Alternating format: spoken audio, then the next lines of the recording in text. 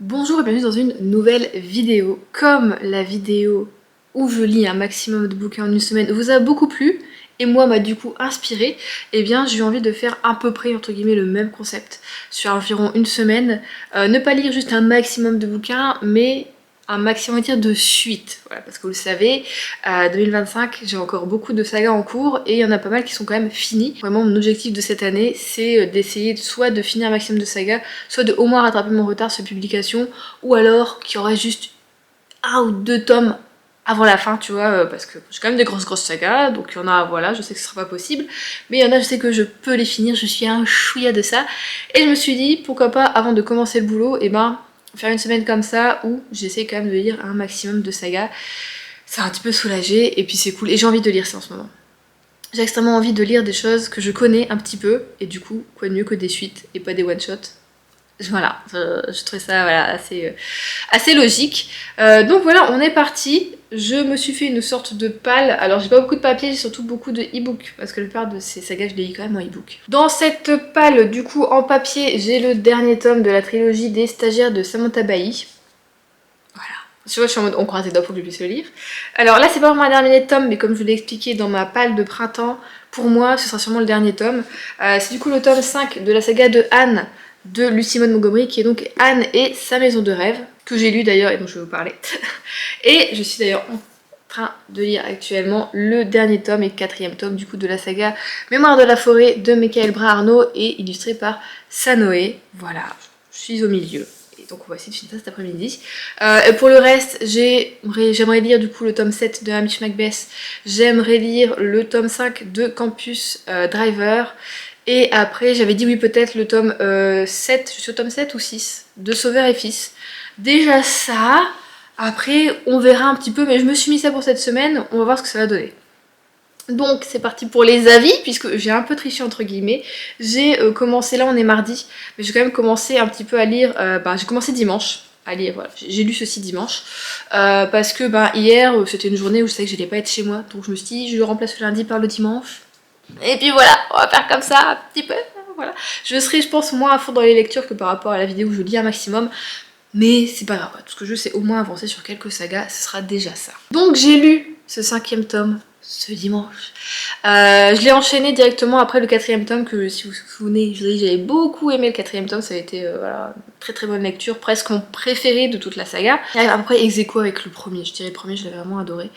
Là, je m'étais dit, on va partir un peu sur la même lignée, tu vois, vas-y Juliette, t'es à fond dedans, continue. On se retrouve toujours du coup avec Anne, qui a encore un petit peu grandi, même si c'est quelques temps, enfin pas beaucoup de mois après les faits qu'on a dans Windy Willows. Déjà, dès le départ, quelque chose qui m'a un petit peu perturbée, c'est que on va parler du mariage de Anne, et je trouve que ce mariage, on n'en parle pas assez, ça fait juste un chapitre, et ce chapitre fait 2-3 pages. Voilà, je me dis merde quand même, c'est quelque chose qu'on attend depuis extrêmement longtemps, son petit mariage, je crois. Même elle, en fait, comment elle en rêve, tout ça, elle en a beaucoup rêvé tout au long, à chaque fois. Enfin, rêvé, oui et non, mais elle en parle quand même de temps en temps. Et puis on voit la personnalité de Anne, on s'imagine. Et du coup, j'ai pas eu assez de détails, c'était pas assez approfondi à ce niveau-là. J'aurais aimé avoir un beau gros chapitre de au moins minimum 10 pages, quoi, j'ai envie de dire, sur ce mariage, quoi. Je sais pas, ça a été très effleuré. Et ensuite, du coup, ils arrivent avec son époux à leur maison de rêve, enfin surtout celle d'Anne. Et j'ai trouvé pareil que la description de la maison, on avait un peu de l'extérieur, mais plutôt tout ce qui était entourage, jardin, tout ça, l'océan, tout ça, la baie. Mais pas tellement la maison, l'intérieur. J'ai pas en fait réussi à m'imaginer la maison. Et j'ai trouvé ça aussi un petit peu dommage parce que les maisons font toujours partie intégrante du récit chez Lucy Maud Montgomery et surtout sur la saga de Anne. On avait Windy Willows qui était la maison où elle a été pendant 3 ans. On avait Redmond qui a été aussi notre maison. On a Green Gable. Enfin voilà, tu vois, à chaque fois les maisons font partie des titres d'ailleurs des bouquins. Donc ça prouve à quel point vraiment la maison c'est un personnage à part entière dans le truc. Et à chaque fois on sent que Anne est en fusion, voilà, elle est fusionnelle avec ses maisons, que ses maisons veulent d'elle, lui répondre et tout ça, tout ça. Là je l'ai moins eu, on a moins eu ce côté-là. Vraiment j'aurais aimé un petit peu, voilà, on en sait plus sur les habitants précédente de la maison, de pourquoi elle a été construite et tout ça, c'est très beau, c'est très mignon, voilà, très romantique, mais J'arrive pas à visualiser cette maison, à part le fait qu'elle soit blanche, j'arrive même pas à savoir si elle a un étage, si elle a pas d'étage, combien il y a de chambres, où est placé le salon, la cuisine, je sais rien, et ça d'habitude on le sait en fait un petit peu, et j'arrive à m'imaginer, là j'ai pas du tout réussi à imaginer, tout ça m'a fait un petit peu bloquer. C'est quelque chose que j'adore imaginer, moi j'adore les maisons et alors là-dedans c'est voilà. J'aurais aimé pareil qu'on voit un peu plus de sa relation en tant que telle, on a quelques petits passages mais bon son époux est quand même très occupé et on la retrouve du coup un peu seule. Elle essaie comme de se faire des amis, des entourages mais si la maison est un peu isolée. On a d'ailleurs le personnage de Leslie qui est là, qui au début est vraiment extrêmement distante, qui petit à petit va revenir, puis repartir, puis revenir. C'est vraiment, elle est très... Bon après on comprend avec tout ce qu'elle a vécu Leslie. Mais voilà, mais après on a des personnages adorables genre le capitaine Jim. Voilà, incroyable. On a aussi Madame... oh, pardon, par contre, après j'oublie certains noms. Hein. Comment elle s'appelait, elle était vraiment pas mal. Et Madame Cornelia, qui était bien aussi, et Suzanne aussi, qui va les aider du coup pour tenir la maison. C'était trois personnages qui étaient plutôt voilà, sympas. Et vraiment, Madame Cornelia, c'était une féministe avant l'heure. Donc, c'était marrant de la découvrir là-dedans, c'était plutôt cool, j'ai beaucoup aimé.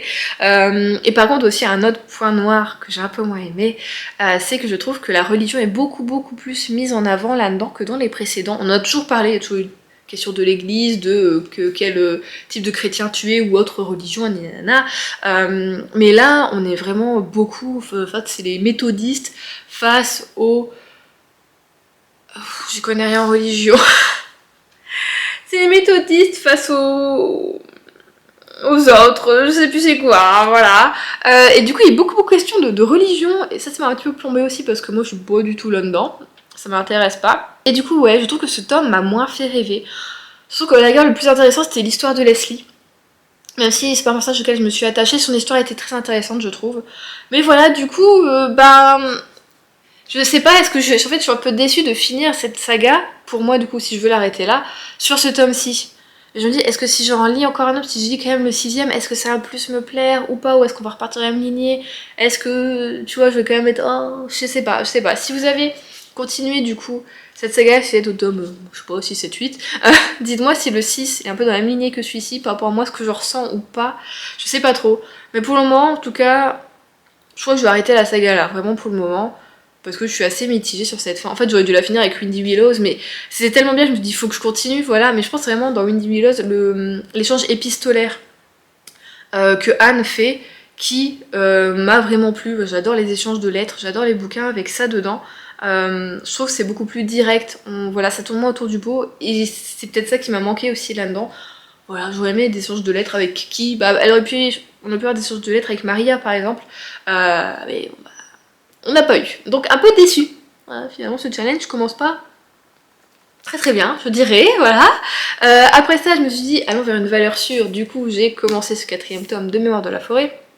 J'en suis à 161 pages. Voilà, bon, je pense que... On pense être à la moitié, je dirais, non? Oh, presque à la moitié. Ça se filtre très vite, évidemment, c'est de la jeunesse. J'ai dévoré les 3 précédents tomes, de toute façon. Et celui-ci, alors écoutez, c'est peut-être moi qui ai un souci en ce moment, je sais pas.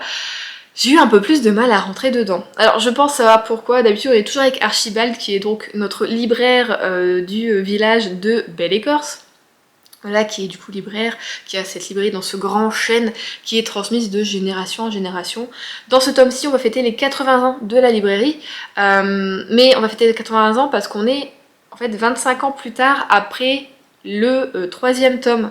Et du coup, on retrouve quelques personnages, mais on n'est plus avec Archibald comme personnage principal, ni même avec Bartholomé, son neveu, mais on va être avec le fils de Bartholomé qui est Ernest. Voilà, donc ça déjà j'étais là en mode, en fait à chaque fois quand Bartholomé parlait, du coup qui est adulte puisqu'il a 25 ans de plus, dans ma tête c'était Archibald, quand c'est le petit Ernest c'était Bartholomé, du coup au début j'arrêtais pas d'être perdue, mais c'est qui? Ah oui c'est vrai, c'est lui, c'est ça, et j'avais pas à me faire l'idée que c'était plus nos personnages qu'on a eu pendant 3 saisons, qui ne sont plus vraiment avec nous en fait, et ça m'a vachement perturbée, ça me perturbe.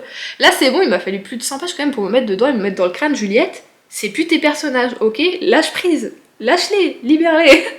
Mais du coup il me manque quand même ces personnages, moi je m'étais énormément attachée à eux, j'adorais Archibald, vraiment très gourmand, je l'aime trop celui-là, et très gaffeur, du coup j'adorais son personnage.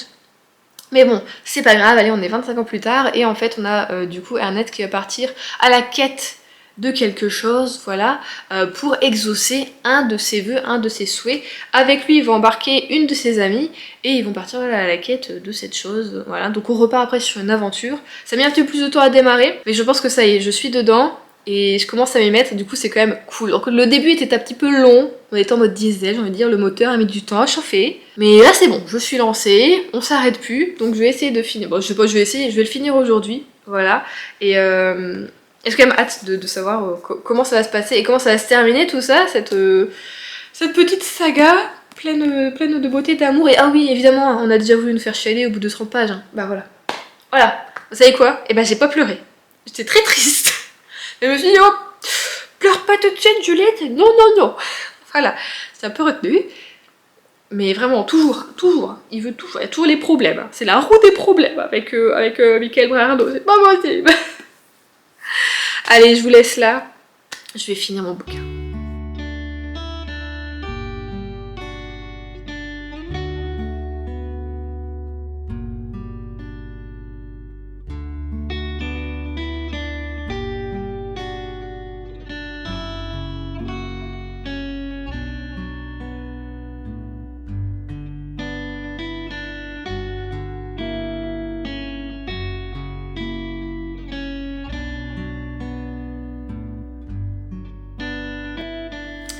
Bon, forcément, vous doutez bien, je reviens pour parler lecture. J'ai donc fini hier soir, hop là, le tome 4 et dernier tome. Et dernier tome de Mémoire de la forêt. Alors, bon, finalement, comme après je vous avoir repris là où j'étais en mode oui, je suis perdue, je sais plus, moi, pour moi c'est Bartholomé, c'est pas Ernest, nanana. Finalement, juste après vous avoir repris, c'est bon, dans ma tête, je m'étais mis, on avait mis les choses au clair, moi et mon cerveau, et ma mémoire pourrie. Et on s'est expliqué, voilà. Du coup, c'était bon. Je savais qu'Ernest était Ernest, que l'auteur était l'auteur. Finalement, j'ai bien aimé cette histoire. Comme d'habitude, on a un fond, on va dire, de quelque chose qui peut nous arriver au quotidien et qui arrive à beaucoup de personnes. Voilà, on parle toujours un petit peu de drame, de maladie, de quotidien, de façon de se sentir, enfin voilà. Comme je vous dis, de toute façon, dès le départ, hein, dès les 30-40 premières pages, vraiment, l'auteur nous dit, bon, bah, tu vas te faire chialer, je vais te faire chialer, voilà. Bon, j'ai pleuré à la fin. Pas au début, j'ai réussi, comme je vous ai dit, à me maintenir, mais à la fin, la petite larme était là, effectivement. Qu'est-ce que je fais avec mes cheveux, moi? Je fais n'importe quoi. Bon, je les ai mal coiffés, j'aime pas.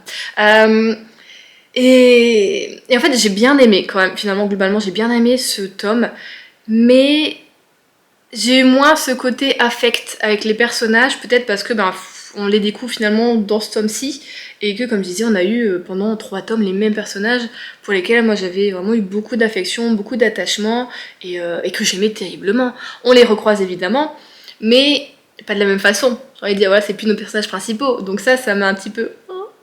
Mais, sinon j'ai bien aimé. Cette fin, j'aurais aimé qu'on ait encore 50 pages de plus, on va pas se mentir, voilà. Surtout quand c'est des fins de série, t'as toujours un petit peu... que t'as vraiment terriblement aimé, tu vois. T'as toujours ce petit truc de... T'as l'impression qu'il manque toujours un petit truc, tu veux toujours un petit peu plus, quoi, tu veux toujours grappiller un peu de rab, quoi, pour être encore plus avec tes personnages plus longtemps, c'est normal. Donc j'ai eu ce sentiment-là un petit peu de... J'aurais voulu un petit peu plus, pas beaucoup, mais un petit peu plus, là, tu vois. Mais c'était très très bien, ça se clôture quand même bien. On peut dire vraiment que là, quand tu le termines, une page se tourne littéralement, que ce soit pour nous ou nos personnages, voilà. Une page se tourne, il y a un nouveau départ. Et c'est, je pense, quand même une bonne idée, tout en étant terriblement, pour moi, comment dire, triste. J'ai envie de dire, voilà, en même temps c'est triste. Mais c'est un petit peu vraiment, c'est vraiment le fil rouge de toute façon de cette série, c'est que c'est quand même triste, hein, on va pas se mentir. On croise beaucoup, voilà, comme j'ai dit, beaucoup de choses, beaucoup de drames et de maladies. Et on est toujours un petit peu là-dessus. Mais en même temps, c'est aussi des choses qui nous donnent beaucoup espoir et qui te font dire que bah, c'est comme ça arrive, c'est la vie. Et finalement, t'y peux rien et il faut continuer à avancer et aller de l'avant et voilà, un petit peu te battre et voilà, et que l'important aussi c'est l'entourage et tout ça, enfin voilà. Donc je trouve que ça met quand même une série qui met quand même beaucoup de belles valeurs en perspective, en amont. Et du coup, c'est vrai que c'est vraiment pas mal. Je pense que je vais les prêter à ma nièce parce que je pense qu'elle pourrait vraiment aimer, même lire ça avec ma soeur ou bien aussi avec, si elle veut lire avec mon neveu, tous les deux. Mais je pense que ça pourrait leur plaire, même si, comme je dis, il y a un fond très triste, sachant que je sais que ma nièce est extrêmement empathique comme moi. donc il y a un truc qui va pas, elle est pas bien, elle pleure et tout ça, enfin voilà, les émotions vraiment coulent par tous les pores de sa peau, elle est comme ça, elle tient de sa tatille, oh mon dieu, j'espère qu'elle aura pas mes genoux, bon elle est très sportive, elle a pas mes genoux je pense, donc j'étais sportive à son âge, ouh la pauvre, attention surveillez les genoux, surveillez les genoux de la petite, mais je pense que je peux le prêter, ça peut vachement plaire. Et c'est vrai que j'avais aussi écouté le tome 1 en audio. Là de toute façon à la fin on a aussi le petit QR code, tout ça que tu peux voilà, scanner pour écouter en fait le premier tome en audio. Alors c'est le premier tome, t'as 6 épisodes, mais c'est concis, c'est beaucoup plus concis. Je crois que même un épisode c'est 20-30 minutes dans ces eaux-là. T'as aussi un peu de chant, alors si t'es pas en mode comédie musicale, t'aimeras pas forcément tellement, à chaque épisode t'as quand même une chanson, certaines sont vraiment très bien faites, très bien chantées, d'autres je trouve sont un petit peu plus maladroites entre guillemets, si tu veux que ce soit extrêmement beau à l'oreille, ça l'est un petit peu moins, mais c'était quand même très charmant, j'avais écouté ça il y a 2-3 mois de ça je crois, si je dis pas de bêtises, et j'avais beaucoup aimé, j'avais bien aimé, donc si jamais ou bien vous voulez découvrir un petit peu de Mémoire de la Forêt, si vous n'avez pas envie de lire les livres, en tout cas sachez que on trouve les bouquins, enfin le premier tome sur beaucoup de plateformes et qui est très bien raconté. D'ailleurs quand je le lisais celui-ci, je me suis pas rendu compte avec celui de l'hiver, parce que peut-être j'ai lu l'hiver et après j'ai écouté, c'est pour ça. Mais du coup je me souvenais des voix que les personnes prenaient pour certains personnages et j'avais du coup les voix des doubleurs quand je lisais comme ça, parce que oui, moi quand je lis, j'ai une voix dans ma tête. Je sais qu'il y en a, ils ont pas du tout de voix, c'est vraiment juste ils lisent. Et je sais pas comment ils comprennent les mots vu qu'il n'y a pas de voix dans leur tête. Moi j'ai une voix dans ma tête et à chaque fois elle prend des intonations différentes. Des voix de personnes âgées, des voix de plus jeunes, des voix de femmes, des voix d'hommes, des choses comme ça. Et là du coup j'avais vraiment la voix des personnages que j'avais entendus dans ce livre audio. Quand je lisais, donc c'était cool aussi. Donc ouais, c'est aussi une petite expérience si jamais vous avez envie de découvrir ça par un autre billet. Et du coup là ce matin j'ai commencé parce qu'après j'ai été faire des courses et depuis j'ai fait des trucs, je me suis pas arrêtée, il va être 15h et j'ai pas relu. J'ai commencé le tome 7 de Hamish Macbeth qui est qui rira bien, attendez. Qui c'est qui rit bien, rira bien, qui rira le dernier, mais c'est extrêmement connu et pourquoi j'arrivais pas? Parce que je voulais commencer par qui? Parce que je suis débile. Bon bah voilà. Je suis à 11%. Donc j'ai lu le premier chapitre. Ça commence déjà bien. Ça commence déjà très bien. On est avec une sorte de personnage extrêmement farceur, d'où le titre, qui fait des blagues vraiment absolument pourries. Vraiment pourries, genre le truc du coussin péteur, des choses comme ça. À toute sa famille. Donc lui il vit dans un manoir en Écosse, il est millionnaire, tout ça. Et il est, je crois du coup, oui, célibataire. Enfin en tout cas sa femme est décédée il y a de ça quelques années, et vraiment toute sa famille du coup la fuit et vit vraiment au sud plutôt alors je sais pas si c'est de l'Écosse ou de l'Angleterre, non ils sont partis sur Londres tout ça, donc oui non plutôt au sud de l'Angleterre, parce qu'ils veulent plus rien avoir à faire avec lui, sauf que monsieur envoie une lettre à tout le monde, à chaque membre de la famille pour dire qu'il est mourant et qu'il voudrait qu'on vienne lui rendre une dernière visite. Voilà, donc ils sont un peu en mode qu'est-ce qu'on fait? On y va ou on n'y va pas? Est-ce que c'est encore une blague de sa part? Est-ce qu'il est vraiment mourant? Parce qu'en fait s'il est mourant et qu'on n'y va pas, ben peut-être qu'on sera pas sur le testament. Tout est une question d'argent évidemment et non d'amour. En même temps ce personnage est un peu détestable, hein. Vraiment il est pas... Voilà, ouais. C'est un humour extrêmement nul et potache et lourdeau. Hein. Et finalement, ils vont forcément s'y rendre. Et puis bah finalement il leur fait plein de blagues extrêmement nulles. Et donc tout le monde a envie de le tuer. Donc bon, là pour le moment personne n'est mort, mais on sait bien qui c'est qui va être tué. Ah voilà. En même temps c'est pas avec les MC Beaton que tu as le luxe de te dire oh, je me demande qui va être tué. Non, c'est toujours la personne la plus détestable que tout le monde déteste et qu'il y a au moins une ou deux personnes qui disent je vais le tuer, oh je vais le noyer ou tu vois des trucs comme ça. Qu'il y ait eu des menaces avant proférées évidemment, sinon c'est pas drôle. Je suis en train de lire ça et je pense que voilà, ça se finira très vite, vous savez les Hamish Macbeth. Donc je vais lire ça cet après-midi, bien tranquillement, ça va être cool. Donc c'est reparti pour de la lecture. On se retrouve, on est dimanche, ça fait 3 jours je crois que je vous ai pas pris. Ah, j'ai une excuse, vendredi ma mère est venue, c'était pas prévu, elle m'a prévenu le mercredi dans la soirée. Donc bah, j'ai pas vraiment lu vendredi et j'ai voulu du coup finir mon bouquin ce matin pour un peu vous en parler évidemment, voilà, pour être un peu plus efficace. Du coup on se quittait, j'avais commencé le 7ème tome de Hamish Macbeth.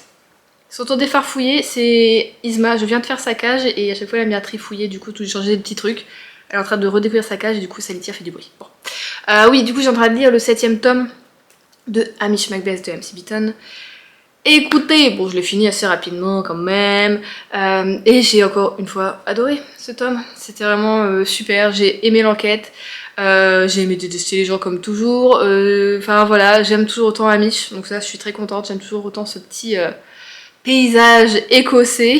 Petit paysage écossais. Je sais pas, il y a un truc, mais je le dis souvent avec M. Smithson, la plupart de ces personnages sont tout à fait détestables, mais c'est quand même cool de lire ça, je sais pas pourquoi. Enfin souvent elle fait, c'est les Anglais qui viennent en Écosse qui sont vraiment des gros connards quoi, vraiment. Euh, et du coup on voit la rivalité écossais-anglais, c'est marrant. Ouais, et là vraiment jusqu'à la fin, bah un peu comme d'habitude avec eux de toute façon. J'ai pas du tout deviné qui était l'assassin, donc ça c'est toujours cool aussi. Parce que bon, deviner genre au bout de 100 pages, même pas qui est l'assassin, c'est un peu chiant évidemment. Mais alors là vraiment jusqu'au bout, j'étais en mode, bon bah je vais te croire Ami, je dis que c'est que c'est ça, parce que moi, je n'en sais rien, vraiment, voilà. J'ai d'ailleurs été étonnée de savoir qui était l'assassin, vraiment. Parce qu'elle a encore soupçonné, enfin personnellement que je ne soupçonnais pas du tout. Mais encore une fois, j'ai adoré cette histoire. Donc j'ai déjà hâte, pour vous dire, de lire le tome 8, voilà. Et ce tome 7, en tout cas, si vous voulez faire une lecture plutôt saisonnière, il se passe en hiver. On a de la neige, de la tempête de neige, vraiment à tout va. Donc vraiment, c'est plutôt hivernal. Moi après, comme je le dis, les Cozy Mysteries, ça me dérange pas du tout de les lire à n'importe quelle saison, je m'en fous un petit peu.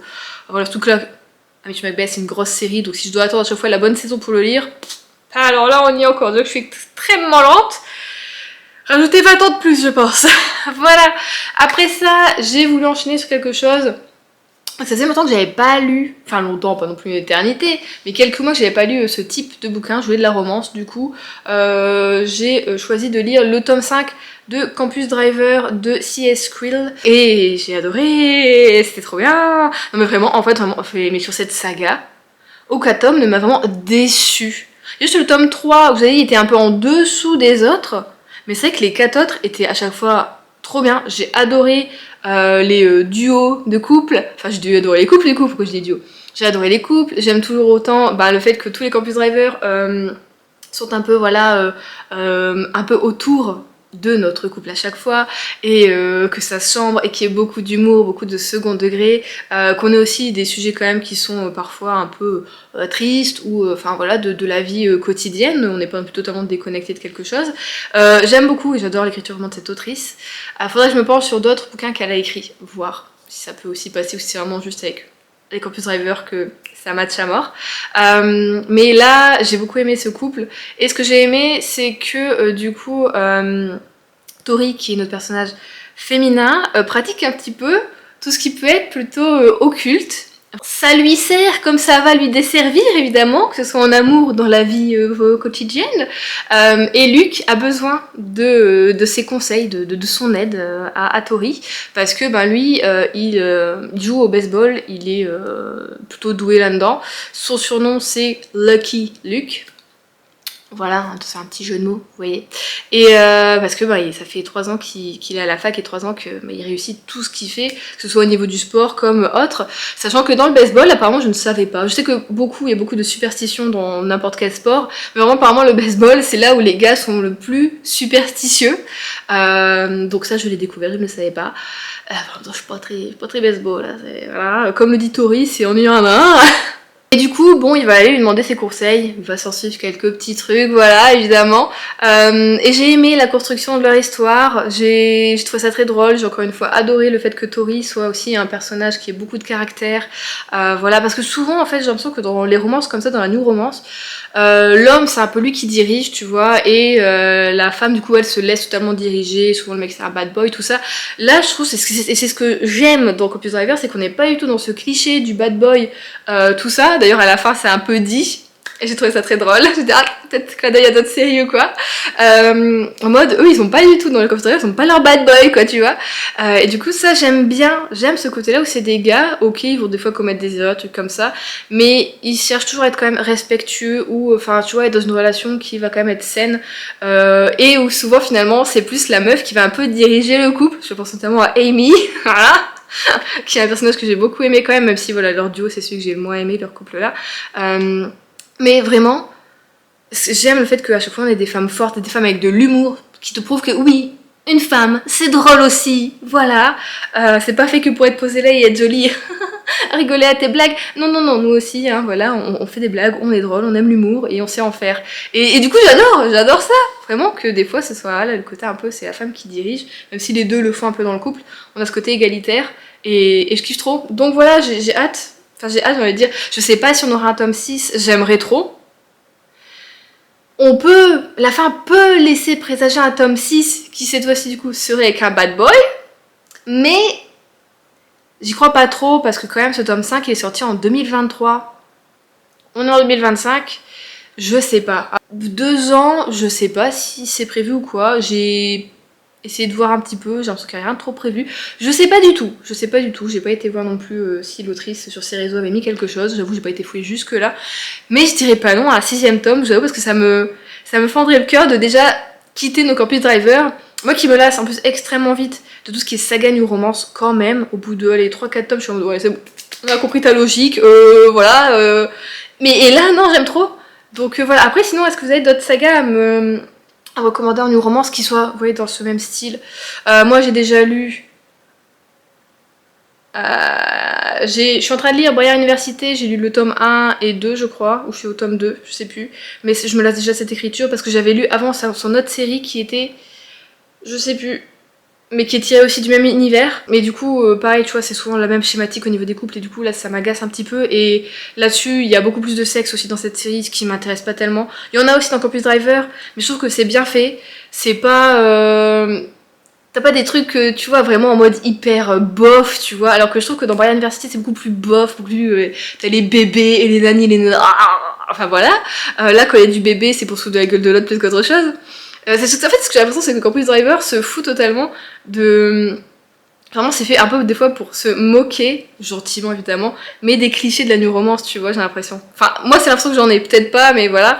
J'avais lu quoi aussi? Je suis nulle pour... Oh, j'avais commencé Market Main, mais j'avais détesté. Bon, après, j'avais lu Disaster, mais c'était il y a il y a 10 ans, donc j'avais Beautiful Disaster, tout ça. Il m'a d'ailleurs le dernier tome où je l'ai vendu. Je sais plus, je l'ai peut-être vendu. Je l'ai pas lu du coup, j'en pouvais plus de cette saga. Il y en avait encore une autre, mais je me souviens plus trop. Mais ça avait plutôt une saga dans le même esprit que Campus Driver. Allez-y, où les mecs c'est pas des bad boys, où on n'a pas du cul toutes les 5 minutes, où il y a pas des waouh elle est trop bonne celle-là, t'as vu ses seins ou ses fesses, comment elle est foutue, enfin voilà, vous comprenez? N'hésitez pas à me donner des petits conseils, des petits voilà, notamment je pense que du coup nos autrices françaises là-dessus sont plutôt bonnes. Je me demande si je vais pas, en pensant à une autrice française, si je vais pas lire... je sais que Moody, elle écrit du coup de la new romance comme ça un petit peu. Et je sais que même Margot, qui aime pas trop ça, les a lus et a bien aimé. Je me dis pourquoi pas lire ceux d'Alicia. Ça peut être pas mal, tiens. Bon, bah j'en ai déjà... J'ai déjà une piste. Si vous avez une autre piste à me donner, n'hésitez pas. Sinon du coup, bah, comme vendredi j'ai pas lu, j'aurais dû finir aujourd'hui mon challenge qui n'est pas vraiment pas un challenge, hein. J'ai pas vraiment trop la lecture en tête, on va pas se mentir. Je pense beaucoup au travail que je vais avoir et à trouver une maison et tout ça, donc je suis très stressée en ce moment, c'est compliqué même pour dormir, enfin bon. Ce qui fait que je me rajoute demain aussi pour lire, ce qui fait que là, j'hésite entre lire le tome 15 de l'Épouvanteur, mais je sais que ce sera vite lu aussi, ou le tome 6 de Sauveur et Fils. Mais je me dis pourquoi pas lire le tome 15 de l'Épouvanteur parce que comme ça j'ai encore le 16 de toute façon qui m'attend et je pourrais le lire du coup au mois d'avril peut-être celui-ci. Je pense que je vais partir sur l'Épouvanteur. Enfin vous le saurez dans le prochain extrait, évidemment. Je vous reprends pour clôturer cette vidéo et vous parler de ma dernière lecture du coup de ce challenge entre guillemets qui était assez compliqué à niveau organisation, vous l'aurez constaté évidemment. Du coup pour finir ce challenge, finalement j'ai lu Sauveur et Fils, le tome 6, parce que j'ai eu un souci avec mon ebook du tome 15 de l'Épouvanteur. Donc voilà, je me suis dit, allez c'est tout, on va lire le tome 6 de Sauveur et Fils parce que j'aime bien quand même, et effectivement, à chaque fois que je lis un de ces tomes, je me dis mais pourquoi je les ai pas lus plus rapprochés, pourquoi je les lis pas plus souvent, je ne sais pas.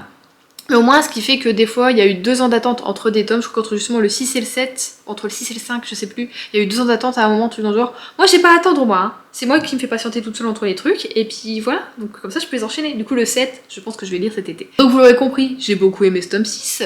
On retrouve donc Sauveur qui est psychologue, donc son cabinet est à son domicile, il reçoit ses patients, et il s'occupe aussi, alors il s'occupe entre guillemets. Nous avons encore du coup son fils Lazare, sa compagne Claire et Paul et Alice et Gabin et plein de monde qui tourne comme ça autour de Sauveur et de sa petite famille qui voilà au début de la saga ils étaient que deux, Sauveur et fils. Sauveur et Lazare, et finalement tout ça s'agrandit petit à petit et c'est vraiment cool. Mais c'est vraiment en lisant cette saga que je me rends compte que là vraiment l'expression c'est les cordonniers les plus mal chaussés mais va parfaitement au truc. C'est-à-dire que Sauveur, il est psychologue, il essaye d'aider ses patients tant bien que mal, voilà. Des fois ça fonctionne, des fois ça fonctionne pas, c'est pas un magicien non plus, tu vois. Mais son fils, on voit qu'il a quand même... il doit être extrêmement autonome, tu vois, vraiment, c'est vraiment un enfant qui a grandi avant l'heure, malgré lui, il est très responsable, il pense à beaucoup de choses, très empathique, voilà, et on a l'impression que du coup, Sauveur, là-dedans, il en oublie totalement son fils, même des fois, il dit, ah, je sens que Lazare n'est pas très bien, faudra que je lui parle, et puis il pense à un autre patient et à un autre truc qui arrive et il oublie totalement son fils. Et ce côté-là me rend tellement triste pour Lazare qui est un petit garçon que j'adore. Je l'aime beaucoup. J'aime du coup son côté très tendre, très empathique, comme je vous dis. Il adore les animaux et j'aime ce qu'il devient aussi petit à petit en grandissant. Mais en même temps, je trouve ça tellement triste et dommage qu'il soit privé entre guillemets de la comment dire de la légèreté de l'enfance, tu vois. Il a beaucoup de responsabilités et c'est quelqu'un sur qui tu sais tu peux compter, mais ce côté-là, moi, me perturbe à chaque fois et du coup, j'en veux toujours à Sauveur à cause de ça. Je me dis, ce côté-là, c'est pas un bon père. En fait, malheureusement, c'est peut-être un bon psychologue, mais de ce côté-là, c'est pas un bon père parce que je trouve qu'il lâche vachement son fils. Et du coup, ça me tord un petit peu le cœur et je me dis, putain, pourvu qu'à chaque tome, ça va changer et ça change jamais. Donc, j'espère que dans le tome 7, ça changera un petit peu plus. Mais je n'ai forcément presque plus espoir, enfin bon. Donc on va voir, mais sinon j'ai quand même beaucoup aimé ce tome. J'ai la vaisselle qui va en fond, j'espère que vous entendez pas, mais il y a que maintenant que je pouvais filmer. Voilà, j'espère que du coup ce tome 7 sera encore un petit peu... Voilà, qu'on va aller un petit peu plus envers Lazare, parce qu'on sent déjà que Paul, lui, part totalement en cacahuète. Pareil, sa mère, j'ai l'impression qu'elle n'arrive pas non plus à être derrière lui. Enfin, on sent qu'ils sont tous un petit peu en fin de souffle à chaque fois. Et il se rajoute toujours plus de taf côté meuf famille en fait, et toujours plus de difficultés. Et alors que au lieu d'avoir un bon cocon, de bien s'occuper de ses enfants, de bien les entourer et de les aimer comme il faut. Alors je dis pas ils sont pas aimés, ils sont aimés, mais j'ai l'impression qu'il manque un truc. Et à chaque fois il se rajoute des trucs pour que ce soit encore plus gros et que ça soit encore plus galère. Mais ça va, tu vois, les enfants arrivent quand même à grandir, leur en veulent pas non plus. Mais c'est parce qu'ils ont quand même des enfants qui sont assez débrouillards, à part Paul. Vraiment. Mais ce côté-là, ouais, c'est le seul point noir que j'ai, mais qui est forcément fait exprès par l'autrice, je pense.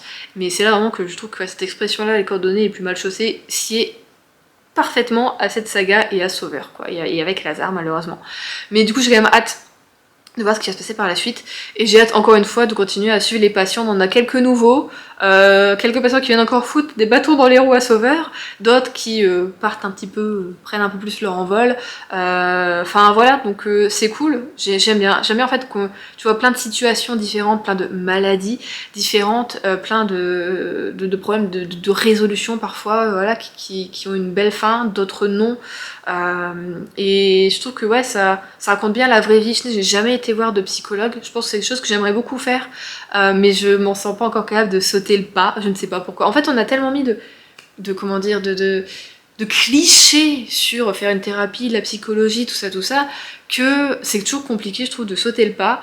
Et je pense que par ici, je sais même pas si j'en aurai beaucoup. Je pense que ça doit être compliqué depuis qu'il y a surtout, depuis le début d'année, on peut avoir une séance par mois qui est remboursée par la sécurité sociale. Donc je pense que le plupart des psychologues doivent être vraiment assaillis au niveau des rendez-vous. Et en plus, le psychologue, c'est compliqué d'en trouver un qui te convient à toi. Parce que chacun a sa façon de faire au niveau psychologie, et chaque patient n'est pas fait pour tous les psychologues. Voilà, c'est vraiment selon...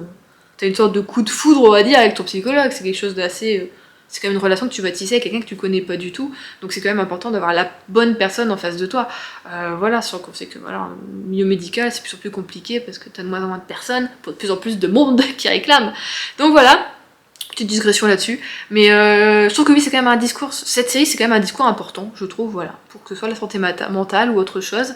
Je trouve que c'est une bonne série, et donc j'ai hâte de commencer, enfin de continuer la suite, et le 7, oui, comme je disais, il sera lu cet été, Parce que j'ai trop envie, voilà. Et donc bon, je vais essayer de trouver un moyen de lire quand même le tome 15 de l'Épouvanteur très bientôt. C'est pas grave, sinon je le prendrai en librairie. De toute façon, j'ai la série en bouquin. C'est juste que là, je m'étais dit, bon, je pouvais l'avoir en e-book, je la prenais en e-book. C'est pas grave. Donc voilà, j'espère que cette vidéo vlog entre guillemets, voilà, je vais pas partager mon quotidien, je vais partager que mes lectures, vous aura plu. Je trouve que c'est quand même un beau bilan parce que j'ai lu 5 ou 6 bouquins. Peut-être 5. Bon, le seul que j'ai pas lu que j'avais prévu, c'est celui-ci, que je vais essayer de lire quand même du coup fin mars, c'est peut-être compliqué, on va dire début avril. Et j'avais prévu quoi? J'ai pas prévu un autre. Non, à part l'Épouvanteur, ça va, j'ai quand même bien lu, bouquin qui a été un peu pas organisé, avec des visites à l'improviste un petit peu, tout ça. Je trouve que c'est quand même pas mal. Donc voilà, j'espère que j'aurai l'occasion de réitérer ça. Peut-être pas en une semaine complète, mais un week-end ou des choses comme ça, ça pourrait être pas mal. En tout cas, ça m'a bien fait avancer dans ma palle. Peut-être pas papier, mais au moins celle des séries et du e-book, donc c'est déjà bien, je suis contente. Voilà, donc j'espère que cette vidéo vous aura plu. On se retrouve dimanche prochain pour un nouveau vlog. On va débuter le travail. J'ai hâte tout en étant extrêmement stressée, évidemment vous connaissez ma personnalité. Voilà, je fais des gros bisous, je vous souhaite de bonnes lectures d'ici là. Portez-vous bien, à dimanche prochain.